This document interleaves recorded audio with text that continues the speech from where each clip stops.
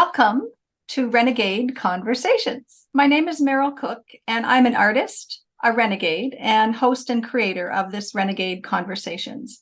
And my mission is to provide thought-provoking, fearless, and fun discussions with remarkable female rebels who are shaking things up in their respective fields. And my hope is to make you question the norms and ignite your own renegade spirit. So this episode is sponsored by Dr. Jen Salib-Huber, and I'll just read a little bit about Jen. Jen is a Canadian registered dietitian, a naturopathic doctor, an intuitive eating counselor, and she's on a mission to help women manage menopause without diets and food rules. She helps women navigate the physical and emotional changes that happen in perimenopause and menopause, including their search for food freedom and body confidence. Working from a health at every size approach, she teaches women to become intuitive eaters and build body confidence at any stage of midlife. So in addition to her one-to-one and group programs, she's the host of the Midlife Feast podcast and community that helps women undiet their lives after 40 so they can nourish a relationship with food that helps them discover the magic of midlife. So you'll be hearing a bit more from Jen a bit later. So how I met you, Martha. You may not recognize Martha's face or her name, but when you hear the voice of my next guest, you will say, oh, yes, I recognize her voice. I love her. Martha Chaves is one of the funniest women I know. My husband and I have been known to sit in the car at the grocery store listening to her on the debaters on CBC before going in to do our shopping. She's too funny to turn the car off. And when I was looking for potential guests for this series, my friend Wendy Truman introduced me to Martha, and I'm so glad, Martha, that you said yes. So I'll read a little bit from your bio. I'm glad that you asked me. I'm glad that you asked me. Thank you for having me here. I'm so pleased. So Martha Chaves is a Latina-Canadian award-winning stand-up comedian, actor, and comedy writer. Known for her smart, sassy, and provocative humor, she's a favorite headliner at clubs, festivals, fundraisers, corporate functions, and keynote speaking engagements. With numerous appearances in prestigious comedy events like Just for Laughs, the Winnipeg Festival, and We Are Funny That Way Festival, Martha has proven her ability to captivate audiences across the board. Her comedic talent has been showcased in 2 national comedy specials, Something About Martha on CTV and the Comedy Network, and Comics on the CBC. In addition to her stand-up success, Martha has also written and starred in several one-person shows, including Staying Alive at the Solo Theatre Festival, Times of Trouble at the Aluna Theatre's Caminos Festival, and The 2 Diaries at the Solocom Festival at the People's Improv Theatre in New York City. I'd like to hear more about those later, Martha. I'm really interested in your one-woman plays. Martha's acting skills have also been displayed on the big screen, where she has shared scenes with renowned actors such as Denzel Washington in John Q, Chris Rock in Down to Earth, and even rapper 50 Cent in Get Rich or Die Trying. Martha can be heard on CBC Radio's The Debaters and Laugh Out Loud, and she's a regular on the hit CBC show Because News. Also, she's the voice of Vero in the educational cartoon Rosie's Rules. Her album, Chunky Salsa, which I highly recommend, is available in all major platforms and played on Sirius XM. Martha Chaves is an accomplished and versatile comedic powerhouse, leaving audiences happy wherever she goes. And I think that's a great way to start, Martha, for us. So, Thank Martha, you. Oh, you have such an interesting range of things that you do. So I'm so excited to learn more about it. But in our correspondence, when we were emailing back and forth, in addition to saying you didn't want to talk about the usual boring questions that everybody asks. No, it's not boring, but everybody asks me the same thing. Of course. How I came to Canada, why I came to Canada. But I've been answering the same for years. I know, exactly. Yeah. So it is interesting. We won't be boring. No. It's not that it's boring. It's that I There hear you. are other things that I would like to talk about. Absolutely, absolutely. I have the same where I had an experience with breast cancer, and for the first 5 years I talked about that, but now I'm kind of like, I'm done with that, and I'm ready to talk about other things as well. So you also said, I don't know what you mean about being a renegade. I'm just an assertive professional in a predominantly masculine profession, a hard profession, if you will. So in my opinion, a renegade is someone who breaks with tradition, who's not afraid to stand out or to speak up, who follows their own path and not necessarily the one dictated by others, right? So as well, I'm really passionate about what I call wild women, women who, as we age, are embracing their inner wild selves, letting our hair grow gray or silver or white or not, making the choice ourselves, right? And refusing to be sidelined, doing what we love and asserting our rights to age and continue to do meaningful work. So I'd say that based on at least my definition, you are definitely a renegade, Martha, and one that I admire very much. Thank you. Thank you very much, Meryl. Yeah. Yes, I am a renegade. Yes, you are. You are. And that's really why I wanted to have you on this show. So I seem to recall you saying something in one interview like, I single-handedly decolonized the stand-up comedian community in Canada. That is so obnoxious. It's Did I say that? Great. Well, you know what? For the longest time, I was the only ethnic person doing comedy. Mm-hmm. But now, from like 10 years, from 10 years ago, there are a lot of people that are ethnic. There are a lot of people that speak with accents. Uh-huh. Before, I was the only one that spoke with an accent in the Yak Yak rosters for about 20 years. And there weren't very many women either at that time, correct? No, there were not many women. Now there are a lot. Yeah. There are a lot. When I started, there were Elvira Kurt, Judy Kroon, Marla Lukowski, Heidi Foss. Who else was Heidi? That's when I first started. Okay, awesome. And Lisa Gay Tremblay, then Jane Grant, Erica Ferguson, but I could name them all. Exactly. Where you could name all the men. Now I can't name them all because there are a lot of women. Yeah. But it's just like comedy is communication, right? Mm-hmm. That's what it is, communication. Yeah. So the same way that women had no role in communication in other areas, but you didn't see so many women on a broadcast, doing broadcasts, so many women on the news, you didn't see women CEOs, certainly didn't see a lot of women in the same, it was the same in comedy, right? Comedy is communication, especially humor was always reserved for the superior. Like for example, in an office, if the boss tells a joke, it's good.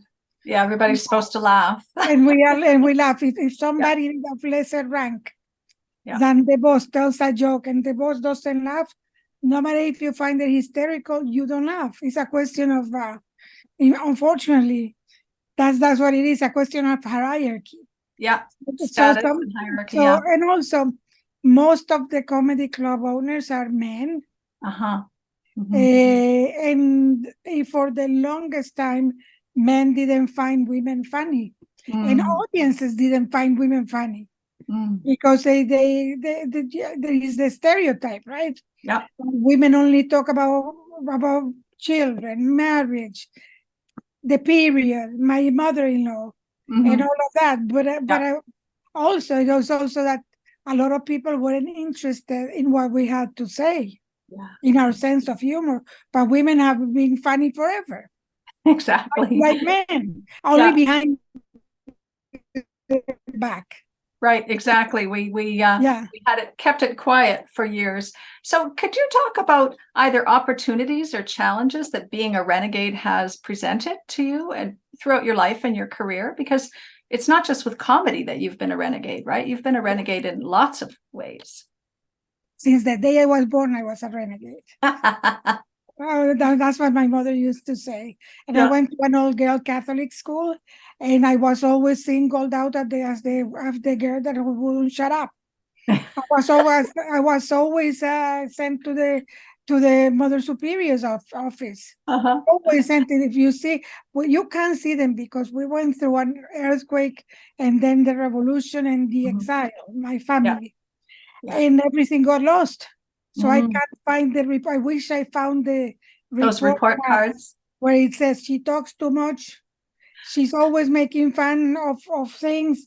She asks questions that she shouldn't be asking. Like, for example, I used to ask religious questions that made no sense to me, like as a child. As a child, things that didn't make any sense to me. Like even when I was a child, like they would tell you that Jesus died for our sins. And I would go like, but that Mother Superior, you said that God is all powerful, all knowing, and all present. So how come he didn't know that the people that he created were gonna be sinful? What is it? And how come if you are all powerful, how come can't you one abracadabra there and all of these people? Why do you have to torture your own child? And you were in trouble. I got beat up a lot by the nuns.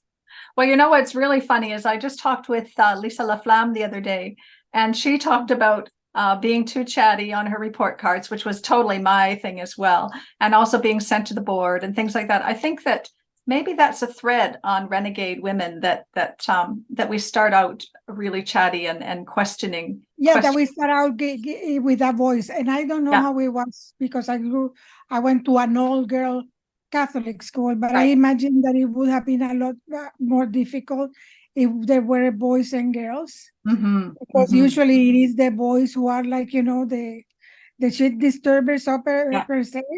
Even the shit disturber boys will stamp on the girls' heads. They want to keep a second class. But I went to an all-girl Catholic school, and that was always the complaint. And that I talked too much, but I asked for things that were valid. Exactly, you had valid questions. They just didn't want to hear them, right? Yeah, I always I had valid questions that nobody has been able to answer me yet. So I wanted to ask you today, Martha, did you bring a drink to share? What are you drinking today? Just while we take a bit of a breath. Coffee. Coffee. Any particular kind of coffee? Tim Horton. We like the Tim Horton brand. Nice. That's very Canadian. That's very Canadian, although I mean Canada is not known by their coffee production, but it's Guatemalan, this one. Yeah, nice. Cool. Yeah. So one of the aspects about you that, Martha, that I most admire is that how you use your work to talk about things that are really important to all of us and to you, right? So can you tell me a bit about how you've used your work to really speak out? Well, it is kind of organic. Like I didn't plan it that way. It was by, like they said to me, talk truth to power. Yeah. But I am an ethnic lesbian that lives in Canada. I have lived in Canada most of my life. I am an other, other. So anytime I open my mouth, is speaking truth to power. Right. Because people like me were supposed to be subdued and hidden and silenced. But every time I say something, and then it came organic. I don't have I like to talk present, like present things that are happening to me or influenced by the world. Like you heard in my album that it was at the time of the Nazis roaming around the streets when my album came out. Yes. Well, I'd like to talk about what's going on, always aware that topical material has short-lived. It's short-lived. Yes. But I always put in my act something topical, and then I move on to talk about things that matter to me, like for example, religion, societal problems against my class. Let's say not class in the sense against my own. Again, like for example, now what was happening with the LGBTQ2S plus the hatred. Yes. That there was a demonstration recently against LGBTQ, and we have the tagline is we have to protect our children from us, the horrible people that are. It's horrible. But I went for a little while and I left. Because I couldn't. I said I'm gonna beat up somebody here. This is gonna end up in blood. Yeah, there's gonna be blood spilled, and that's just gonna hit someone with my sign, and that's gonna be it. I'm going to jail. Yeah. So I left. It's horrible to encounter that so much hatred, and that like saying that we, the gay people, the alphabet people. Yes, the alphabet with all the letters attached. Yeah, the alphabet fabulous. They're saying that we are corrupting kids. Why don't you go to a Catholic church if you want to catch pedophiles? That's what the pedophiles are. Exactly. Or to any church whatsoever. Many priests have been accused and convicted before they were moved from parish to parish, right? I know, and then they were just sent there to victimize other children in another location. But now they have been accused and convicted. Go to the place where they have had actual people accused and convicted. Tell me, when has a drag queen been involved in something like that? I know. So if you want to catch pedophiles, go at the nest of the pedophiles. Exactly. The Boy Scouts, the this and the that, not in the gay community. We don't even let children.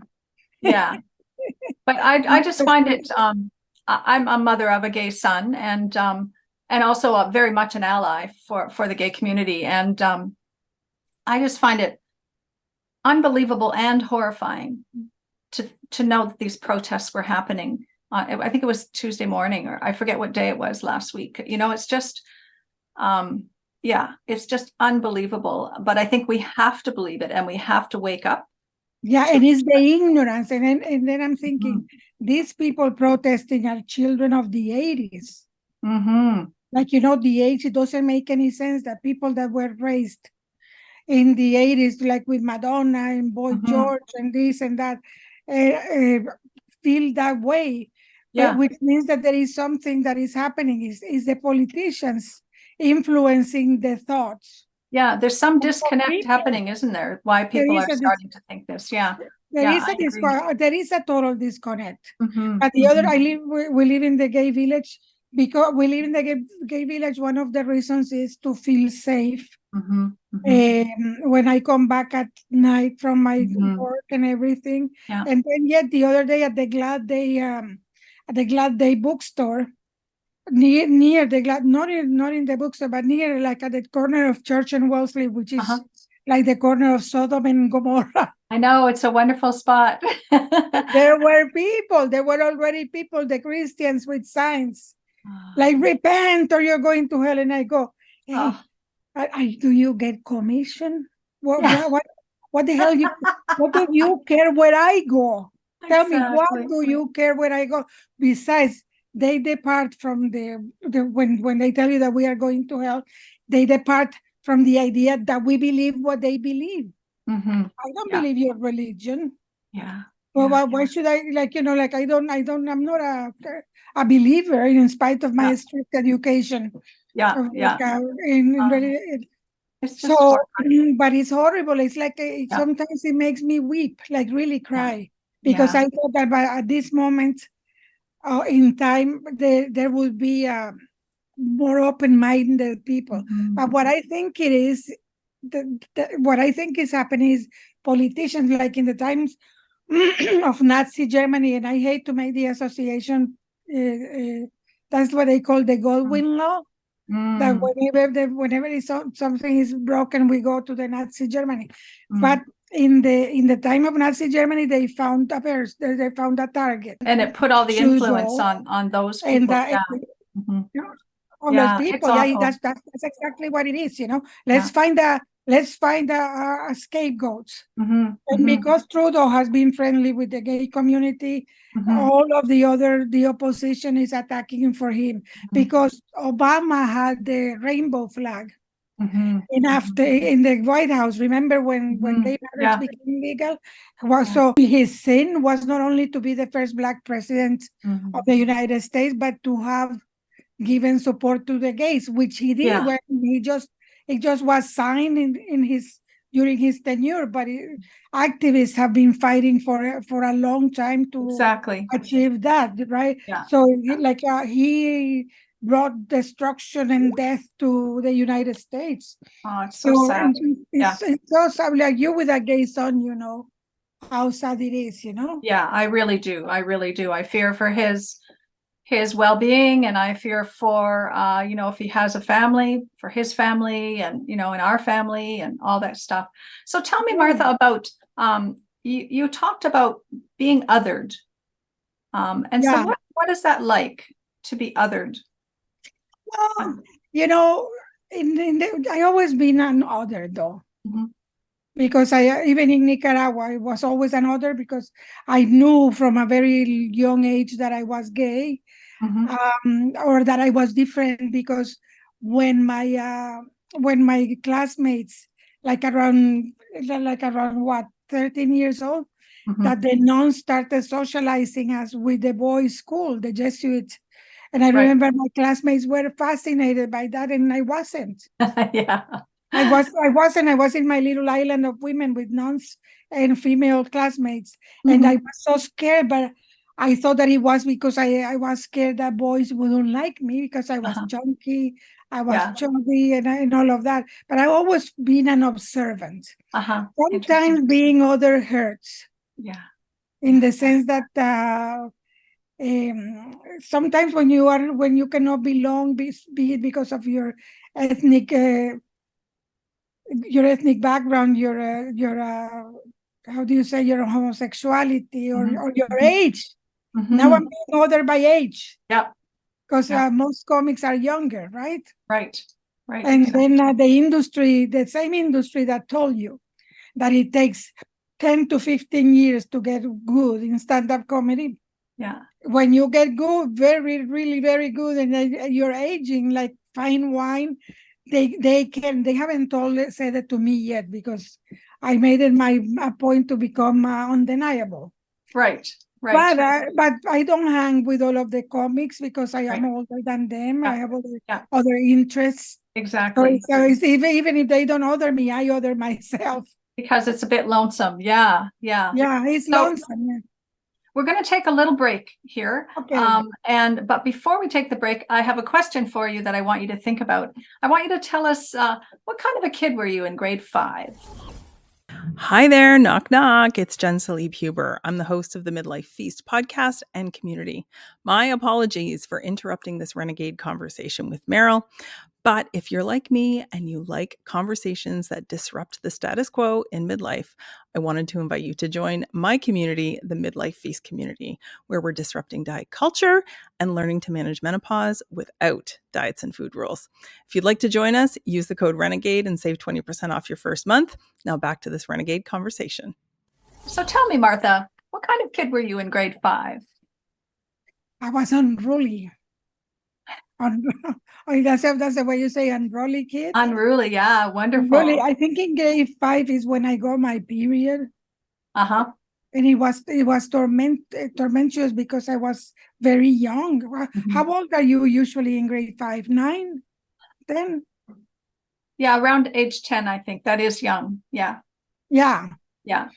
Yeah, and then it was all of this. I didn't want to get it. Like I was tormented because it was all of this pressure. Oh, you're becoming a señorita, meaning you're not a child anymore. You're becoming a young lady. I didn't want to become a young lady.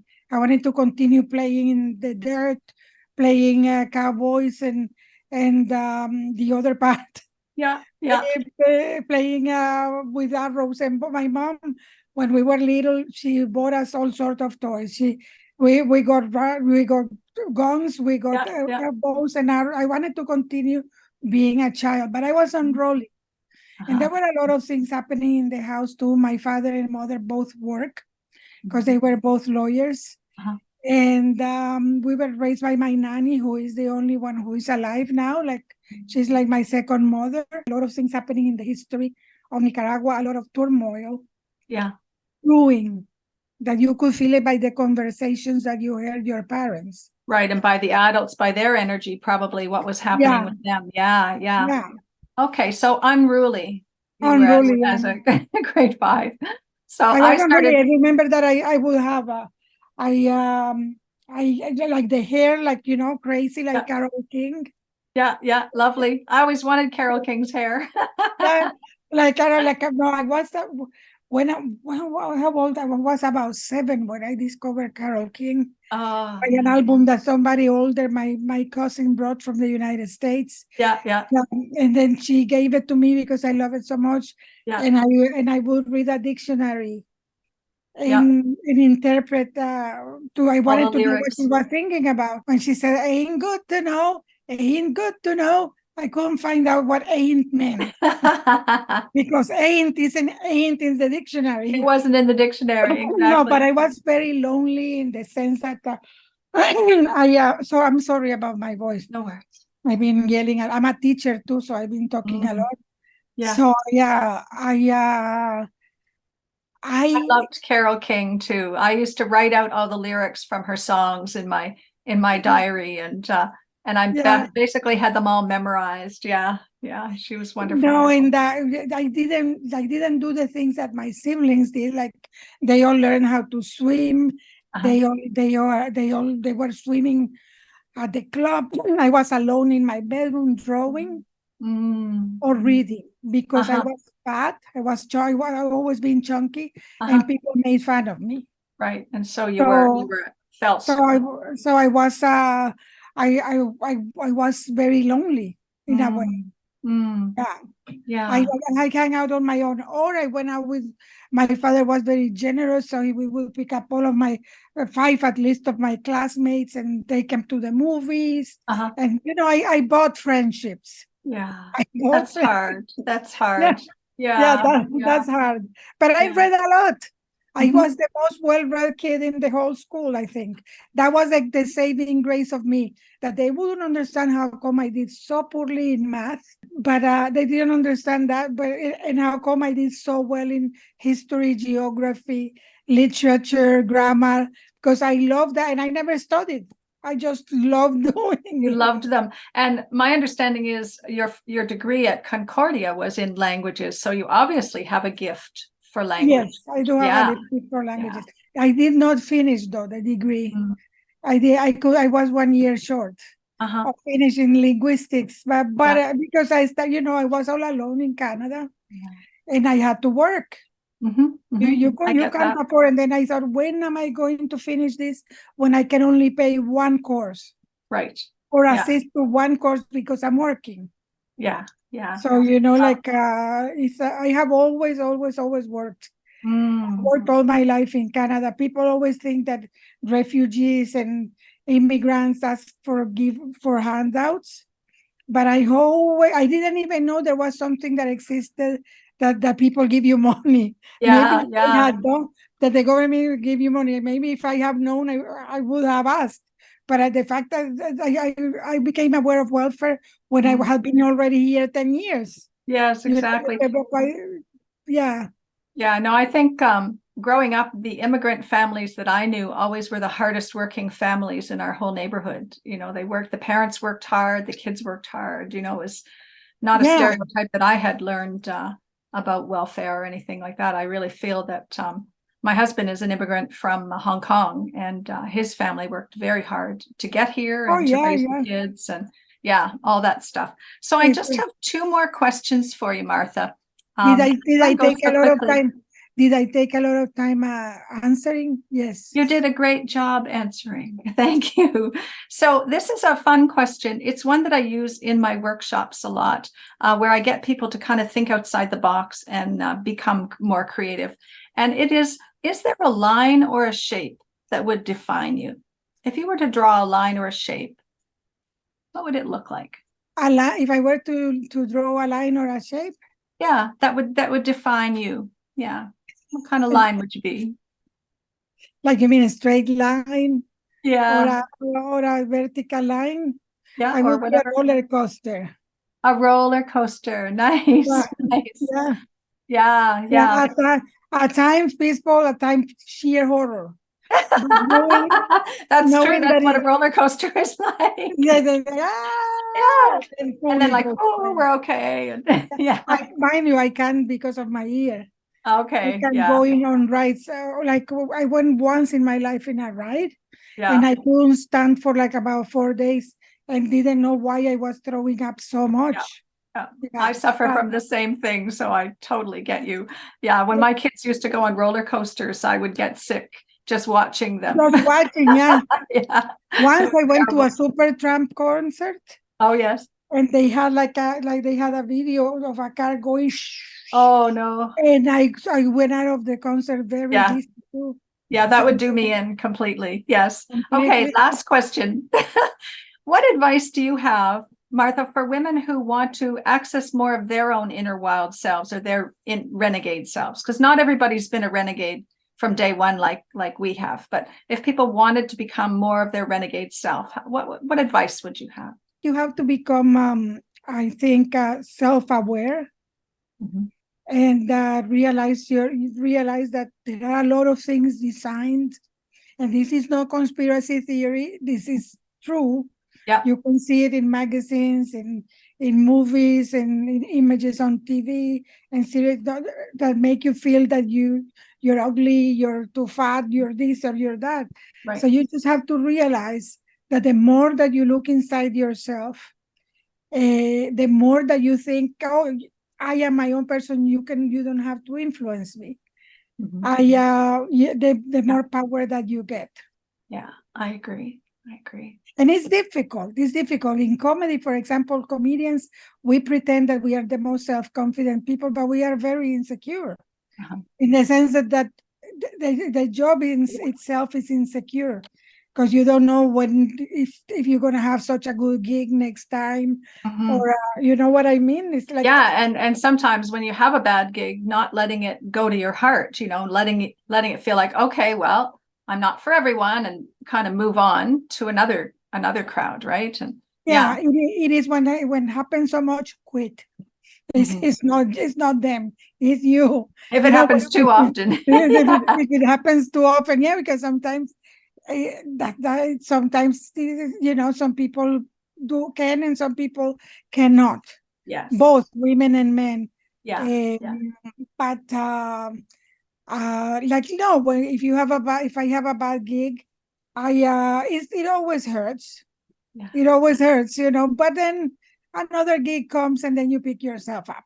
Right. That's the other part too, isn't it? It's about picking yourself up when you're trying to put yourself out there and become a renegade and learning about yourself. It's about sort of speaking to yourself in a compassionate way when you do have a failure and saying, well, that wasn't so bad. And yeah. And always pay attention to what people say, really. Pay attention to what people are telling you, because sometimes they are telling you things, backhanded compliments or sheer bullshit. Yeah. Like you have to pay attention of like for example, somebody tell me an example of something that they will say. Like they have said to you, let's say. Oh, like you are a writer, right? You're a writer. Yes. Yeah. You have had rejections. Oh, definitely. I've had lots of rejections. Yeah. Lots of rejections. And then what do you do when you get a rejection letter? You just plaster in the on the wall, and you have a one day, you stupid asshole. You're gonna pay. You have a moment of being angry, and then you think, okay, well, I learned something by this application. Maybe I learned how to write a proposal better, and I also ask for feedback if I get a rejection that is somewhere that they're going to give you feedback, and I ask for feedback, and I take it with a grain of salt and just say, okay, I could do it differently, or maybe it's not me. I always say I take them with a grain of salt. Potassium cyanide. Indulge in revenge in your head. Let's say I didn't get something that I wanted so much, a show that I wanted so much, and another person got it. It will always happen, no matter in what stage of your career you are. Even if you are, let's say, if you are like Wanda Sykes, one of the most accomplished and successful comedians, there will be a show that maybe that she wanted and she didn't get. always happen. What I always do is like I accept it. I accept that I'm a little bit hurt, and I work harder towards something else. I don't dwell. Right. I don't dwell. I don't dwell, because the time that you spend dwelling in things is the time that you're not creating. Exactly. And you're wasting time. Wasting your time. So I move on. Of course, after the voodoo and everything, that takes a lot, to contact the witch. Yeah. I move on. It's like from former experience. Then sometimes there is somebody that I hate and despise. That is a comic too. Let's say there would be like a racist, sexist, homophobe. Right. You know what I wish? I think in my head, I wish this guy all of the success in the world, so he lives. I don't. So he's not in my face anymore. He's not in our face anymore. Don't wish people evil. Wish them success so you don't see them again. And then that kind of takes away their power. Nothing is. How would I say? Nothing is permanent. Nothing is super powerful over you. Exactly. That's the other thing that I have realized. Nothing is permanent. Mm-hmm. Don't think that you will be queen forever. Right. Maybe maybe you will be queen for something else. Yes. When you're not feeling like a queen, that also doesn't last forever. Right. So there will be other times. Yeah. Oh, that's wonderful, Martha. And being queen or not being queen or having 3 million followers, it's not important to me. You know what? It is the important thing. The important thing is when I see an audience that may not be friendly at all to me, and I change them.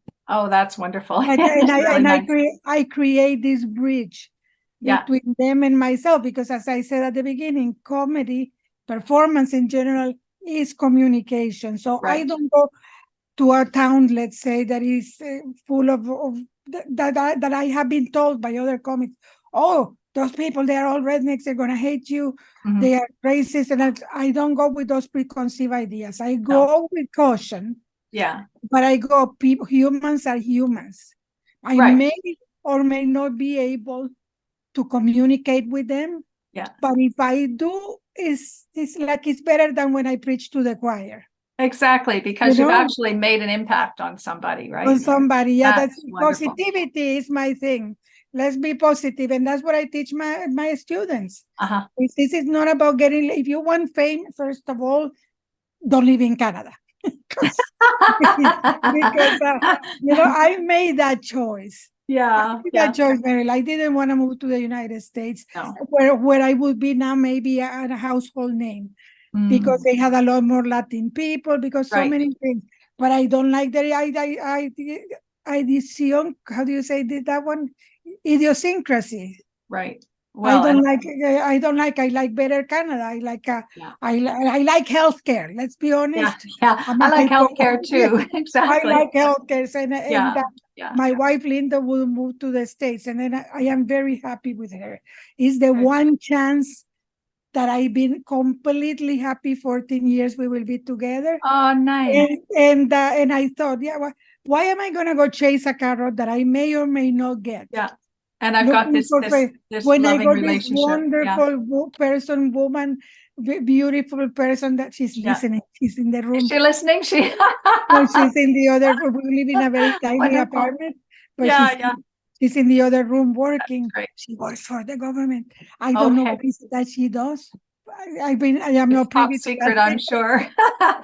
Well, thank you so much, Martha. It's been such a pleasure to meet you. And thank you for the interest. I really I want you to send me things of your writings. Thank you. I will. And I hope that we cross paths. I hope so too. Thanks again to our sponsor, Jen Salib-Huber, the menopause nutritionist. And I hope that this episode has left you feeling inspired and ready to channel your own renegade spirit. I know that I feel very inspired after talking to Martha today. And if you need a little help getting started, please reach out to me.